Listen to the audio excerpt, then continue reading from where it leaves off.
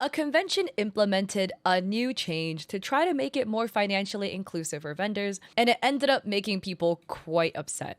So let's take a look at this situation because it's very interesting. This is involving the Singapore Art Book Fair, adding open call apply by May 1st. So what exactly is the Singapore Art Book Fair? According to their website, it's an annual multi-day event celebrating contemporary art books and zines. And it was founded in 2013, and it highlights that it was the first of its kind. So the open call, it highlights that there is already a curated list of exhibitors, and it highlights, art book fairs often unfold as transactions.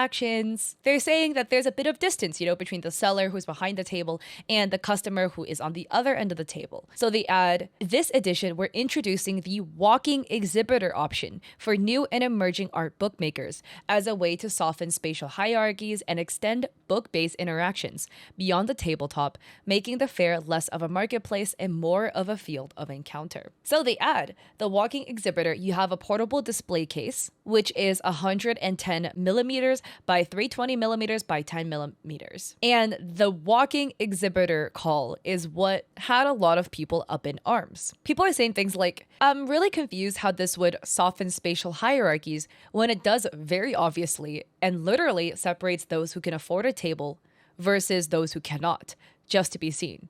If we're thinking field of encounter, then invite theater practitioners to roam and perform their art in the space. They could co-create with exhibitors. Another person says, let's call it for what it really is. Quote, how do we make more money from vendor fees without having to get a bigger space or having to buy more tables, end quote. Another person adds, apart from the apparent issues raised, I think there ought to be some regional sensitivity too.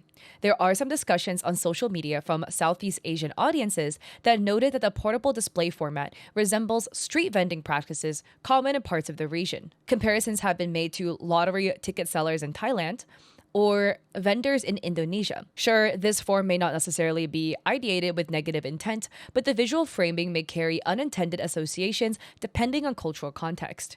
I think we need to do better. Our regional artists are not just business partners, but our neighbors too. Let's be kind. Another person says, I feel like a lot of good points have already been made by other fellow creatives in these comments, so I'll say this.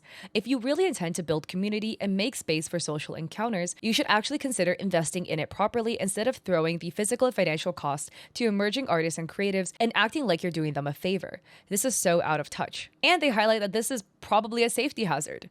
If you already have a curated list of exhibitors, so these people are going to be walking around booths and having to navigate crowds. Another person highlights that the fact that because this is walking only, that this would be exclusionary of people with disabilities or people who cannot walk or stand for a very long period of time, and that it doesn't feel accessible. This was actually posted on Twitter as well, which is where a lot of the traction also garnered. This person writes, so Singapore Art Book Fair is doing open call for walking exhibitors. Are we for real? And this is an image of how the walking exhibitor would look like. So again, you would be walking with this like stand of some sort strapped to you. So I have not been to this fair, right? But this is a book fair. Zines can be small, books are heavy. So are you expected to just hold 2 books? Like, where do you put the rest of your inventory? Or do you walk around with just 2 books and the moment somebody buys 2, oh, I gotta go back to the back to get, 2 more? Or do you keep it all in your backpack and walk around like that? But that's gonna be really bad for your back. And these are the criteria. It highlights that, if you're walking exhibitor, you don't have to stand or walk continuously, and that rest areas are provided. You may share with other book makers, but you must submit your application together. All publications and books cannot be more than 25 Singaporean dollars. It's open to first-time and new art bookmakers. And by the way, you have to pay to do that. So the price for that is 150 Singaporean dollars, which is about 117 USD. So you're paying 117 USD to wear a little stand and walk around at the convention for your books, which is cheaper than a booth price, but huh? What I also find interesting about this too, and this is a separate discussion I saw on TikTok, and the video I'm pretty sure is deleted. I dug through my archives, through my watch history to try to find it. But what about the other vendors that paid to vend there with actual table booths. And people were criticizing her in the comments because they were like, yo, but like, what about the booths that paid to be there? In her case, she didn't pay to do that, right? She was just doing it. But they were like, the booths that paid to be there are going to lose traction due to you driving away some of their audience standing in front of their booth. Besides just like the concerns of walking around with the stand and like possible risk of injury, of overuse, right? Whatever. All of that. For those that paid for a table, right? What if like a bunch of people with the walking booths, right, gather together in front of a booth?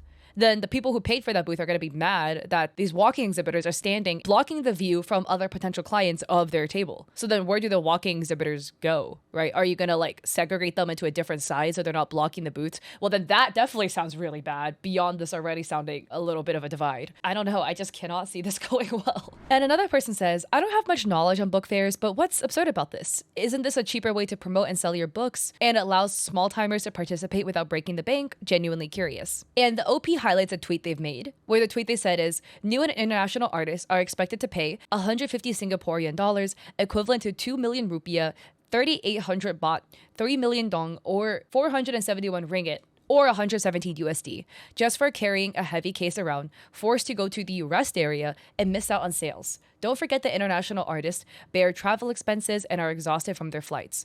Why do they have to fly across the country to act as a hot dog boy at a stadium? This is labor exploitation, not softening spatial hierarchies. It's extremely inconsiderate and unfair. Other people are saying, oh, but you're not forced. You don't have to do it. They're offering you the option. I mean, sure, there is that argument, like you're not being forced into it. That is an option. But I think we do need to ask questions as to why this is an option at all. I do feel like there might be better ways to offer cheaper, accessible alternatives to those that can't afford it.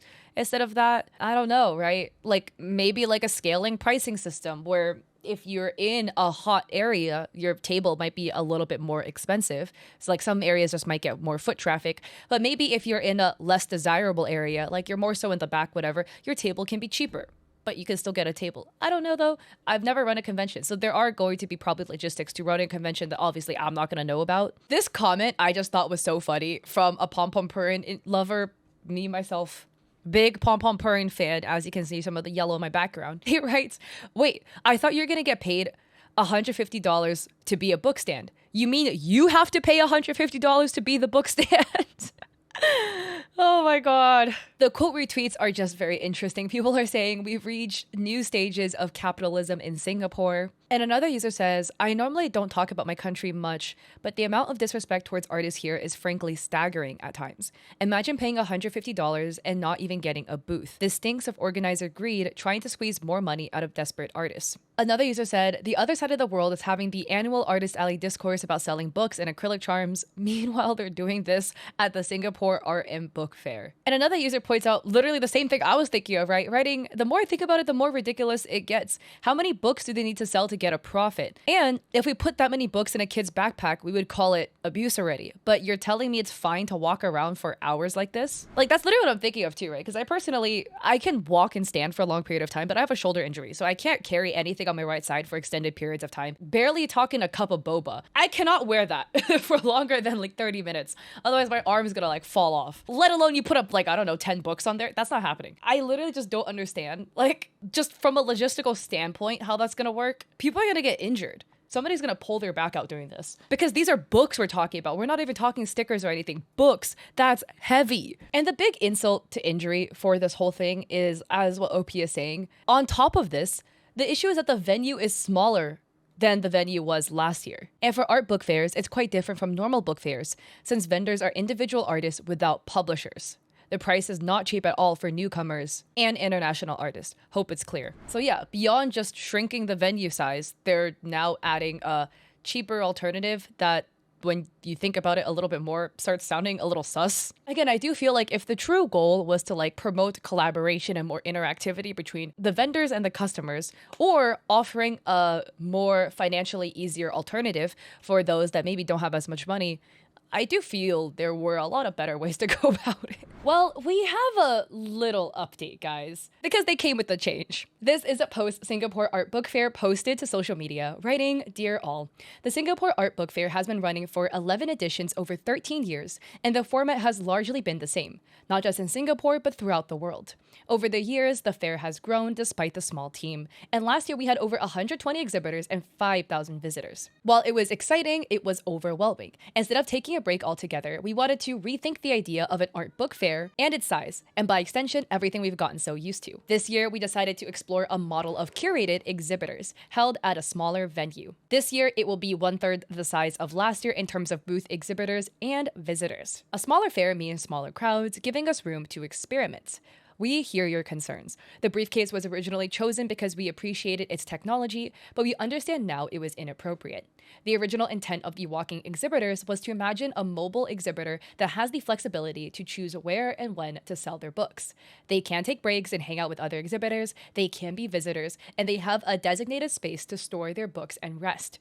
We understand these should not come at the expense of new and emerging artists. Taking your feedback, we will close the open call while we take some time to workshop through the mechanics of the fair. We thank you for understanding. We are still in the midst of planning, and we ask for your patience. A lot of people in the comments are sending hearts and love and support to the team for all of this they're putting on. I think it's one of those where you could just delve into it and just think a little bit, what was the team's intention, right? Reading what they said, their intention was, okay, they wanted to come up with more unique ideas. They wanted some more connection. Maybe it sounded fun to, have the walking. It's like, oh, people could walk around and sell. They could also talk to the booths and even act as a visitor. It's like a win-win.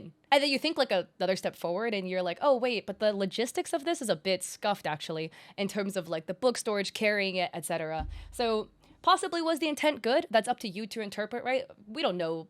We can't read their minds at the end of the day, but they saw the feedback, they heard the feedback, and they heard people saying, hey man, I don't know if this is the best idea. And they were like, oh, my bad, we're gonna pull this down.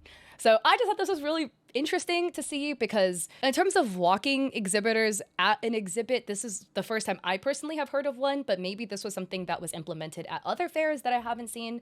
Curious about your thoughts. Did you like the idea of the walking exhibit? Were you not a fan of it? Personally, again, I would be incapable of doing it, but it could be a fun idea if it was like something smaller and less heavy that wasn't books. So if you like this video, I appreciate it. If you like it, subscribe. Don't forget to check me out on Etsy. I have digital art there for streamers and creators, and on Ko-fi, I have free resources there, and I also stream on Twitch 3 days a week, Mondays and Saturdays at 6 p.m. and Thursdays at 7:30. So I hope to catch y'all there or in another video. Peace.